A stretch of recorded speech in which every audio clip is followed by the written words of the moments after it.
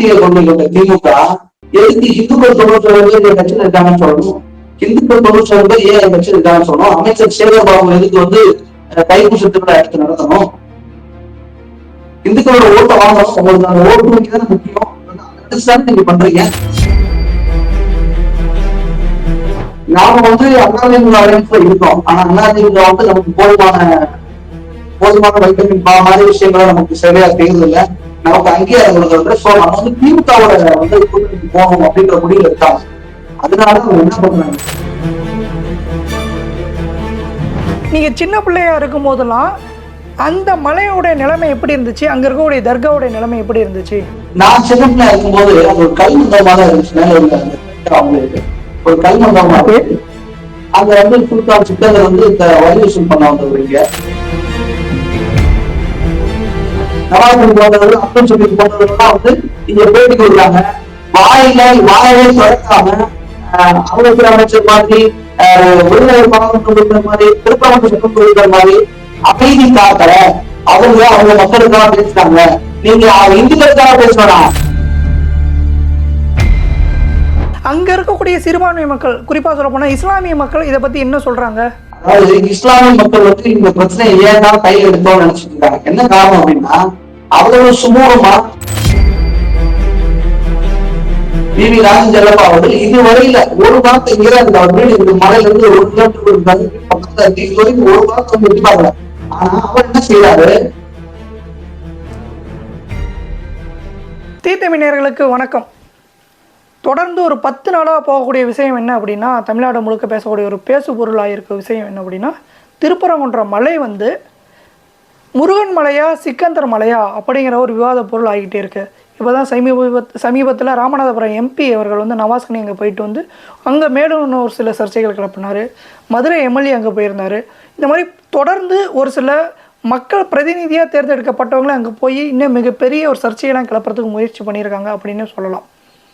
இது பற்றி அங்கே என்ன பிரச்சனை நடக்குது, அங்கே என்ன விஷயம் அப்படின்னு தெரிஞ்சு பேசி விரிவாக விவரிக்கிறதுக்காக நம்மோட இணைஞ்சிருக்காரு திருப்பரங்குன்றம் பகுதியுடைய வாழ் மக்களான வெற்றிவேல் அவர்கள் நம்மோட இன்னைக்கு இணைஞ்சிருக்காரு. சார் வணக்கம். ஓகேங்க சார், நேரடியாக நிகழ்ச்சிக்குள்ளேயே போயிடலான்னு நினைக்கிறேன். திருப்பரங்குன்றத்தில் வந்து இப்போ கிட்டத்தட்ட ஒரு 10 நாளாக போயிட்டுருக்க விஷயம் வந்து, அந்த திருப்பரங்குன்றம் மலை வந்து சிக்கந்தர் மலையா முருகன் மலையா அப்படிங்கிற ஒரு விவாத பொருள் ஆகிட்டே இருக்கு. உண்மையாலும் அங்கே இருக்கக்கூடிய பிரச்சனை என்ன சார்? பல ஆயிரம் ஆண்டுகள்தான் இது வந்து திருப்பரங்குன்றம் மலை சுப்பிரமணிய சுவாமியோட பேர்ல தான் இருக்குது. சுப்பிரமணிய சுவாமி கடவுள், அது முருகன் கடவுளோட பேர் தான் மலையே இருக்கு. சில புராண கல்வெட்டுல தான் இருக்கிறதுனால மலை வந்து தொழில்துறையுடைய பாதுகாப்புமே இருக்கு இது வரைக்கும்.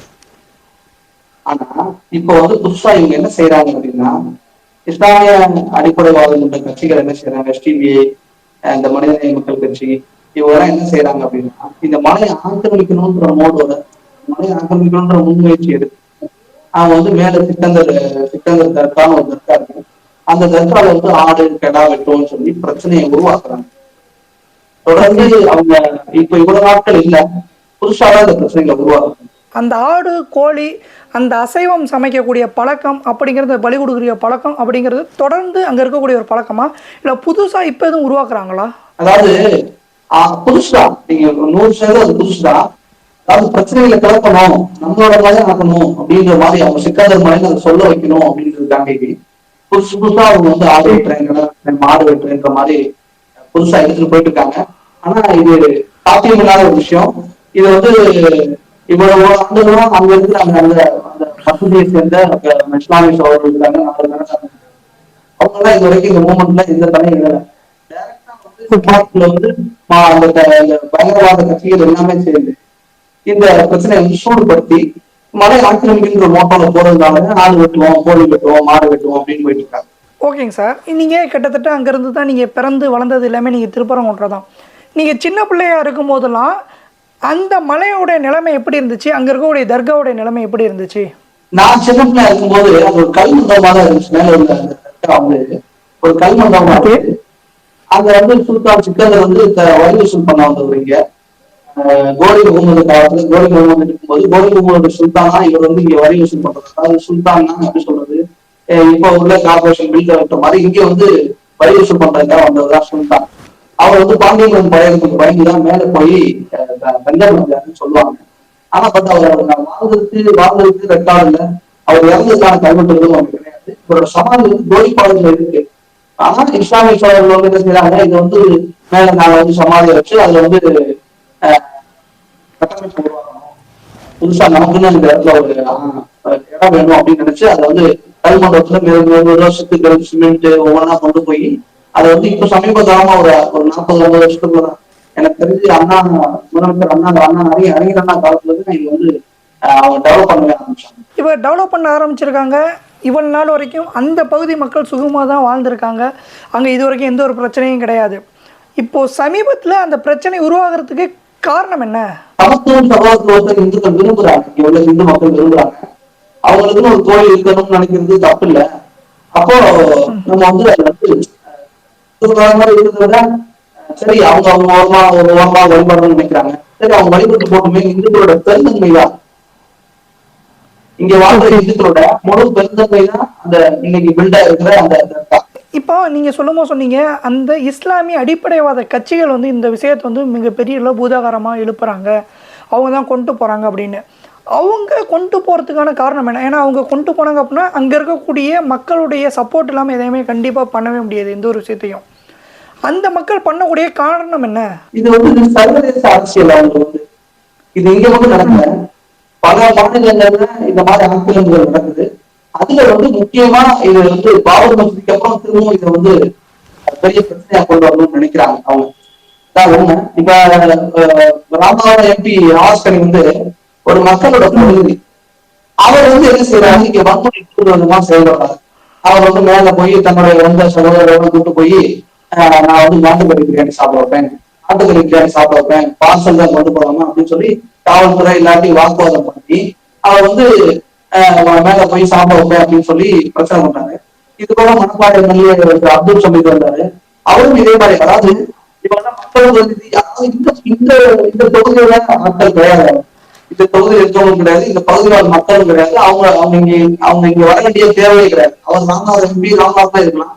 இவரு மனப்பாறை அங்க உள்ள தொகுதி மக்கள் பிரச்சனைகள் பார்க்கலாம். இவங்க வந்து இஸ்லாமிய அடிப்படைவாதத்துக்காக தான் வந்தாங்க. எந்த உள்நோக்கம் கிடையாது. இங்க ஒரு பயங்கரமான கலவரத்தை ஏற்படுத்தி அதன் மூலமா ஆதாயம் கிடைக்கணும், நம்ம வந்து பெரிய லீடர் ஆகணும் என்ற ஃபோக்கஸ்ல தான் வராங்க. அந்த மதுரை எம்பி சு வெங்கடேசன் அந்த பகுதி மக்களை வந்து சந்திச்சதாவோ, மலைக்கு போய் பார்த்ததாவோ, இல்லை கீழே இருக்கக்கூடிய கோயிலில் வந்து அங்கே போய் தரிசனம் பண்ணிட்டு அங்கே இருக்கக்கூடிய மக்கள்கிட்ட போய் கருத்து கேட்டதாவோ, அந்த மாதிரி எந்த ஒரு செய்தியுமே இது வரைக்கும் வெளியே வரலையே. அதுக்கான காரணம் என்ன நீங்க நினைக்கிறீங்க? அதாவது இது வந்து மாநகராட்சியா இருக்கும்போது மதுரை மாநகராட்சியில தான் வந்து திருப்பரங்குன்றம் இருக்கு. ஆனா பாராளுமன்ற போகும்போது இது வந்து விருதுநகர் பாராளுமன்றம். விருதுநகர் பாராளுமன்ற உறுப்பினர் எம்பி மாணிக் தாவூர் அவர்கள் இருக்காரு, காங்கிரஸ் உடைய எம்பி. இதுவரையிலும் மக்களை சந்திச்சு இந்த பிரச்சனைக்கான தீர்வே கேட்கலாம்.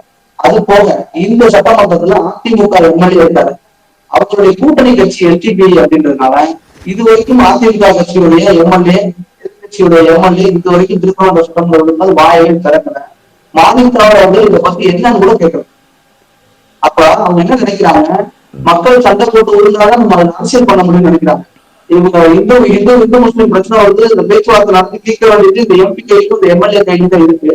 ஆனா இவங்க எப்படி பண்றாங்க அப்படின்னா, எஸ்டிபிஐ என்ன நினைக்குது, நான் சொல்றேன், எஸ்டிபிஐ மாற்று கட்சிகள் அந்த இஸ்லாமியவாத அடிப்படையில் அமைப்பு எல்லாம் என்ன நினைக்குது அப்படின்னா, நாம வந்து அதிமுக அலைன்ஸ்ல இருக்கோம், ஆனா அதிமுக வந்து நமக்கு போதுமான வைட்டமின் மாதிரி விஷயங்களை நமக்கு சரியா செய்யறது இல்லை, நமக்கு அங்கீகாரம் கொடுக்கறது. சோ நம்ம வந்து திமுகவோட வந்து கூட்டணிக்கு போகணும் அப்படின்ற முடிவு இருக்காங்க.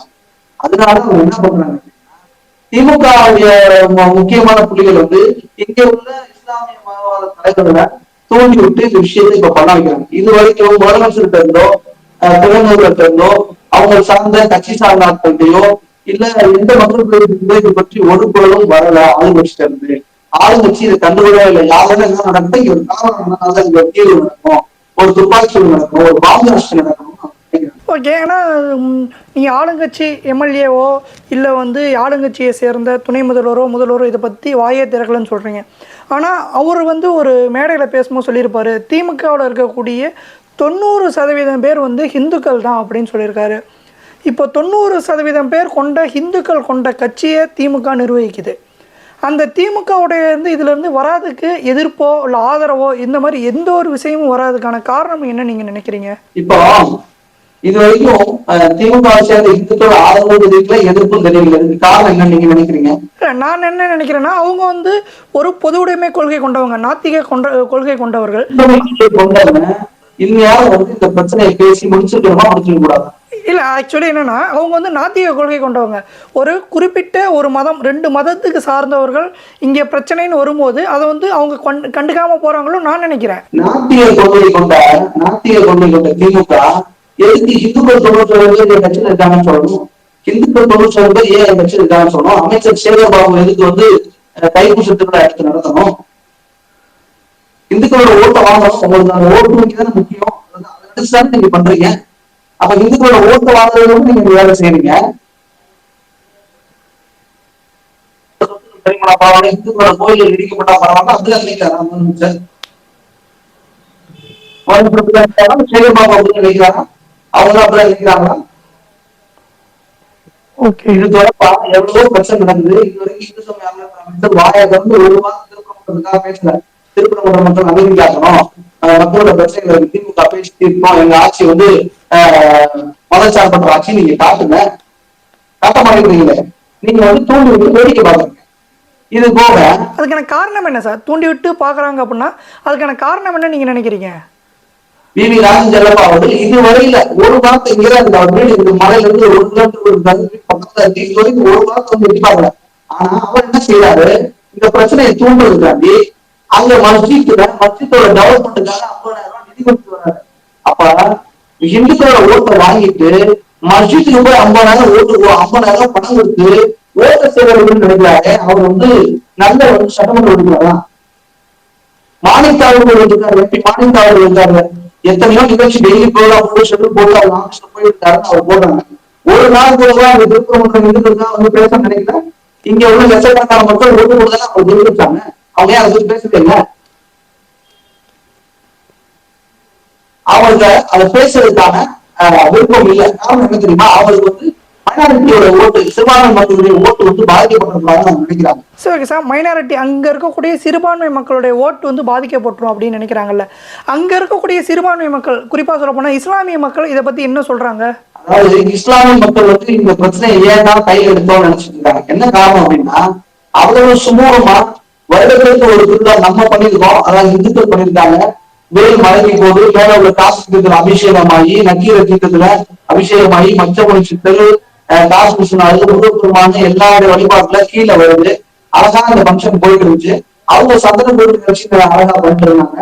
அவ்வளவு பெருந்தங்களோட இந்துக்களும் இஸ்லாமியர்களும் ஒற்றுமையாக இருந்தாங்க இந்த ஊர்ல. ஆனா இதை வந்து துணிச்சு அரசியல் பண்ணி தன்னுடைய சுய லாபத்துக்காக எல்லா அரசியல் கட்சிகளும் இதை பண்றாங்க. இதை வந்து எனக்கு தெரிஞ்ச அனைத்து திராவிட கட்சிகளும் இந்த பிரச்சனையை வந்து முழுமையா வந்து ப்ரெஷர் பண்ணி ஒரு கலவரத்தை ஏற்படுத்தி யார் வந்து இந்த சிறுபான்மை மக்களோட ஓட்ட முழுசா வாங்கணும், இந்த திருப்பரங்குன்ற தொகுதி முழுவதும் சிறுபான்மை மக்களோட ஓட்ட வாங்கணும் அப்படிங்கிற கவரேஜ் மட்டும் இல்லாம ஒரு தமிழ்நாடு சிறுபான்மைக்காக எல்லா கட்சிகளும் போடுறது நாங்க வந்து ஒரு சப்போர்ட் பண்றோம் அப்படிங்கிற மாதிரி காரணத்துக்காக வேலை பண்றாங்க. யாரும் மக்களுடைய வாழ்வாதாரத்தை பத்தி சிந்திக்கல, மக்களுடைய அன்றாட வாழ்வு சிந்திக்கல. எப்படி வந்து மக்கள் போறாங்க, பொதுமக்கள் ரோட்ல நடந்து போயிருக்காங்க, ஸ்கூலுக்கு போறாங்க, ஹாஸ்பிட்டல்ஸ் போறாங்க, இந்த இடத்துல காவல் ஏற்பட வாய்ப்பு இருக்கு, நம்ம போய் பேசுவோமே இவங்க யாருமே நினைக்கலையே. அதாவது ஊருக்கு எதிராக ஊர்ல உள்ள எம்எல்ஏவே வந்து இந்துக்களுக்கு எதிராக கருத்து சொல்ல வேண்டிய ஒரு கருத்து சொல்ல வேண்டியது அவர் தான் வந்து ஒரு சில விஷயங்களை பதிவு பண்ணியிருக்காங்க. ஆமா அவங்க வந்து ஆடு விட்டுவாங்க, கோழி விட்டுவாங்க, ஒரு பொய்ய சொல்றாரு. இந்த ஊரை சேர்ந்த திமுக சட்டமன்ற உறுப்பினர் வந்து பொய் சொல்றாரு. ஆனா அவர் வந்து மதுரை வடக்கு சட்டமன்ற உறுப்பினர். அவர் வந்து இங்க வந்து ஆடு பலி கொடுப்பாங்க, கோழி பலி கொடுப்பாங்க அப்படின்னு சொல்லி ஆடியோ கலெக்டர் ஸ்டேட்மெண்ட்ல ஒரு திமுக சட்டமன்ற உறுப்பினர் சொல்றாருன்னா அப்ப இவங்க இந்த பிரச்சனை எதை நோக்கி கொண்டு போறாங்க? ஒரு மதத்தோட ஆக்கம் தான் நினைக்கிறாங்க உண்மையிலே. சரி, ஓகே சார். இப்போ இஸ்லாமிய மக்கள் ஏன்டா கையில் எடுத்தோன்னு சொல்லி யோசிக்கிறாங்க அப்படின்னு நீங்க சொன்னீங்க. அங்க இருக்க ஹிந்துக்கள் இதை பத்தி என்ன நினைக்கிறாங்க? ஹிந்துக்கள் என்ன நினைக்கிறாங்க? இவ்வளவு காலமா ஹிந்துக்கள் வந்து இந்த இஸ்லாமிய மக்கள் பிரச்சனை தலையிடவே இல்லை. இப்ப திருப்பரங்குன்ற மலை சம்பந்தமான ஒரு போஸ்ட் சமூக வலைதளத்துல வருது வச்சுக்கோங்க, அதை உடனே எடுத்து தன்னோட பக்கங்களையும் பதிவு நினைக்கிறாங்க. ஏன்னா முருகனின் முதலாம் படை வீடு, உலகத்துக்கே தெரிய முருகனின் முதலாம் படை வீடு திருப்பரங்குன்றோட. அந்த திருப்பரங்குன்றத்தை நம்ம காப்பாத்தலைன்னா நாம எல்லாரும் பிரச்சனைக்கு உள்ளாகப்படுவோம், இந்துக்கள் ஒடுக்கப்படுவோங்கிறத இங்க உள்ள திருப்பரங்குன்றத்தின் மக்கள் அனைவரும் உணர்ந்துட்டாங்க. இது வரைக்கும் அவங்க ஆஹ் இவங்க பண்ற எல்லாத்தையும் பார்த்துட்டு அவங்க வெறுப்பு அடைஞ்சிட்டாங்க. இனிமேல் அவங்கள்ட்ட சகிப்புத்தன்மை இருக்காது, போராட கிளம்பிட்டாங்க. இப்ப நடக்கிற எல்லா போராட்டங்களுக்கும் எல்லா ரீதியாவும் உதவி பண்ண அந்த உள்ள இந்துக்கள் ரெடி ஆயிட்டாங்க. நவாஸ்கனி அங்கே வந்துட்டு போயிருக்காரு. அங்கே வந்துட்டு போனதுக்கு அப்புறம் அங்கே இருக்கக்கூடிய சூழ்நிலை எப்படி இருக்கு? ஏன்னா அங்கே இருக்கக்கூடிய காவல்துறையை மிரட்டுற தோணியில் பேசியிருக்கிறதெல்லாம் ஒரு சில வீடியோக்கெல்லாம் இப்போ வெளியே வந்திருக்கு. அவர் என்ன பேசியிருக்காரு அப்படின்னா, அவர் இங்கே சாப்பாடு கொண்டு போலாமா, சாப்பாடு கொண்டு போறதுக்கு தடை இருக்கா, அசைவ உணவுகள் தடை இருக்கா அப்படின்னு சொல்லி காவல்துறை மிரட்டும் தோணியில பேசுறாரு. ஒரு ஒரு மக்களுடைய பிரதிநிதி இப்படி பேசலாமா? முதல்ல இப்படி பேசலாமா? நீங்க ஒரு பாராளுமன்றத்துக்கு ஒரு 10 லட்சம் இந்துக்களுடைய ஓட்டை வாங்கின நீங்க பாராளுமன்ற உறுப்பினர் அழைக்கீங்க. அப்ப இந்துக்கள் புனிதமா அந்த திருப்பரங்குன்ற மலையை நீங்க ஏன் அசுத்தப்படுத்தணும்னு நினைக்கிறீங்க? நீங்க ஏன் சார் அசுத்தப்படுத்த நினைக்கிறீங்க? அவர் காவல்துறையோட காவல் ஆய்வாளர் மறுக்கிறாரு. நாங்க மேல போறதுக்கு தடை இருக்கா, நாங்க சாப்பிடலாமா, நாங்க அசைவம் சாப்பிடலாமா, சரி அசைவம் சாப்பிடலாமா, இல்ல மாட்டுக்கறி சாப்பிடலாமான்ற அளவுக்கு கேட்டு அவங்க மிரட்டுறாங்க. அதுக்கு அவங்க என்ன செய்யறாரு, புதுசா ஒரு விஷயத்தை பதிவு கொண்டு போறாரு. இது வகுப்புவாதத்துக்கு கீழே இது எந்த வகுப்புவாதத்துக்கு கீழே வரல.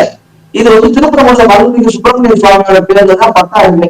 இது எப்படி ஒரு வகுப்புவாதத்துக்கு கீழே வந்துச்சுன்னு சொல்லலாம். இல்லப்ப அந்த கோவிலுடைய மலை திருப்பரங்குன்ற மலை அறநிலையத்துறை கட்டுப்பாட்டில் வருதா? வக்பு வாரியத்துக்கு கீழே வரல, சரி. அப்ப அறநிலையத்துறை கட்டுப்பாட்டுக்கு கீழே வருதா? முழுக்க மலை முழுவதும் அறநிலையத்துறையோட கட்டுப்பாட்டில தான் வருது.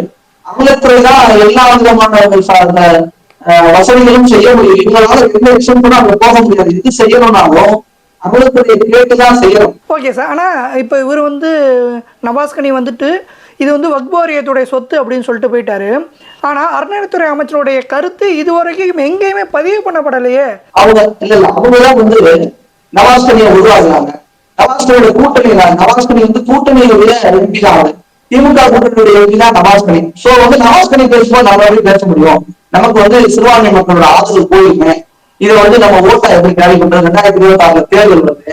நம்ம எதை நோக்கி பயணம் பண்றது? நம்ம கூட இருக்க கூட்டணி கட்சி எல்லாம் கலந்து போயிட்டா நம்ம என்ன பண்றது அப்படின்னு சொல்லி கூட்டணி கட்சிகளை பெருக்குவதற்காகவே கூட்டணி கட்சியோட பலத்தை இவங்க சேர்த்துக்கிறதுக்காக இந்த வேலை செய்யறாங்க. இதுவரை அமைச்சர் பேசுறது எல்லாரும் உடனே இருக்கணும். இதுவரைக்கும் அவங்களுக்கு அமைச்சர் வாயை திறக்கல.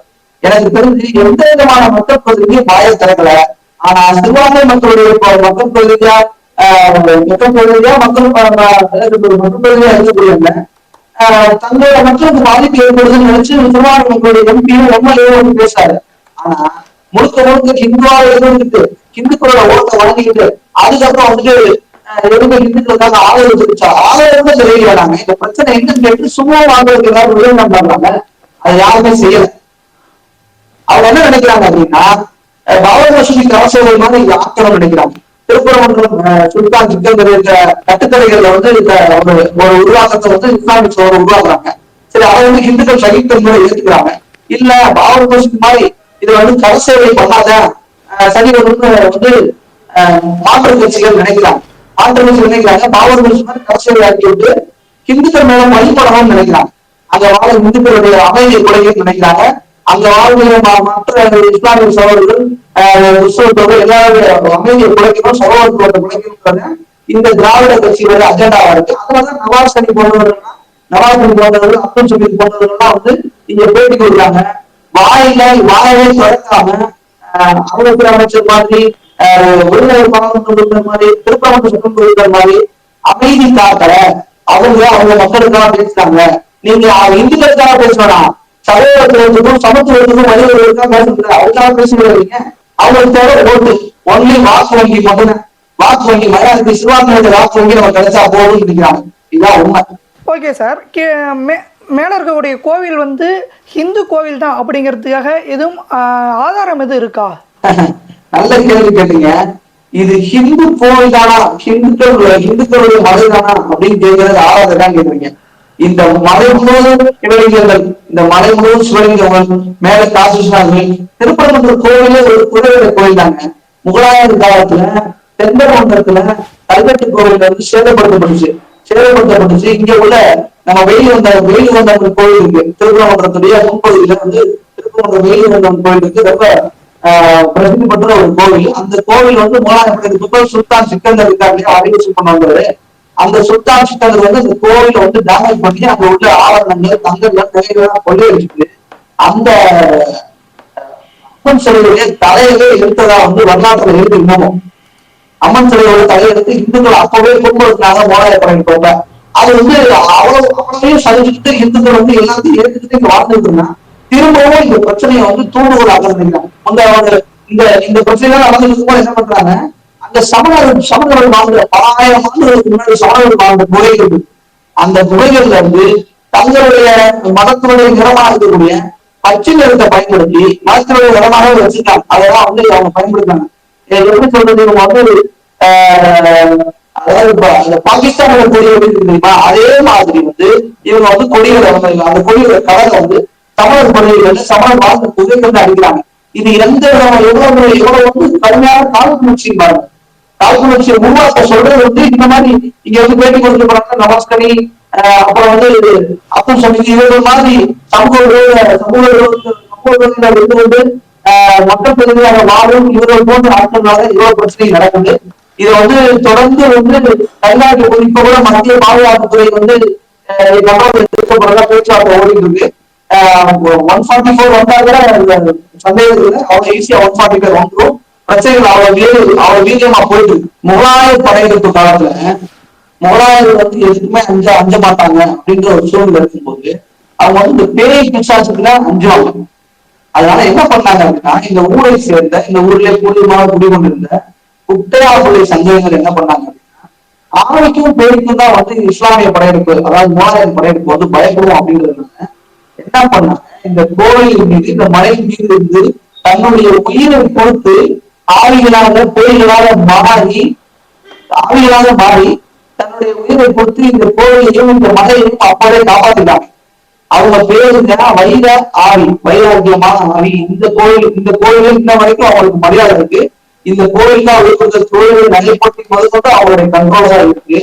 இவ்வளவு வரலாற்றை தாண்டி அங்க வந்து கிராமத்தின் கட்டுப்பாடு இன்ன வரைக்கும் இருக்கு. அந்த திருப்பரங்குன்ற பகுதியை சேர்ந்த திருப்பரங்குன்ற பகுதியை சேர்ந்த கிராமம் இருக்கு. இங்க வந்து காவல் மிராசாரர்கள் இருக்காங்க, நாட்டாமைகள் இருக்காங்க, வைராகி, சாதியப்பட்டவர்கள், இப்படி வந்து ஒரு முழு கூட்டமைப்போட சகோதரத்தோட எல்லாருமே அனுபவக்கூடிய ஒரு கிராம சபை இங்க இருக்கு. அந்த கிராம சபையே இந்த வட்டம் இதை எதிர்த்து மனு கொடுத்திருக்கு. இது வரைக்கும் கிராம சபை வந்து இந்த மாதிரி மனுவை கொடுத்ததில்லை. கிராம சபை எதிர்த்து இதை மனு கொடுத்திருக்கு. இது வந்து அவங்களும் அந்த மனுல என்ன சொல்லியிருக்காங்க அப்படின்னா, நாங்க வந்து காலத்துக்கு சகோதரமா வாழணும்னு நினைக்கிறோம். இதை வந்து சரியான முறையில அரசு அணுகி வந்து இந்துக்களுக்கான அந்த தீர்வை வந்து கண்டு கொடுக்கணும். இது வந்து சைவ சமயம் அல்ல. அதனால மேல தாசில்தார் இருக்காங்க, குடியிருப்பு இருக்காங்க, நாங்க வந்து ஒரு சொத்து வீடு கொண்டு போறோம். நாங்க புனிதமாக இந்த மலையில வந்து சிலர் வந்து அரசியல் காரணத்துக்காக ஆறு வைக்கிறேன், நோய் வைக்கிறேன், பழி கொடுப்பேன்னு சொல்லி கிளப்பி விடுறாங்க. இதை வந்து இதோட நிறுத்தணும்னு சொல்லி இந்த வருடம் கிராம சபை தான் கொடுத்துருக்காங்க. கிராம சபை இந்த மாதிரி பொது காரியங்கள்ல மக்களுக்கு பிரச்சனை ஏற்படும் போது அவங்க வந்து நின்றுறாங்க. கிராம சபை நிற்குது, ஆனா அரசு வந்து இதுக்கு பின்னாடி நிற்கிறதுக்கு தயாரா இல்லை. அந்த பகுதியுடைய பல கருத்துக்களை நம்ம நேயரோட பகிர்ந்துக்கிட்டீங்க. ரொம்பவே நன்றிங்க சார். நன்றி.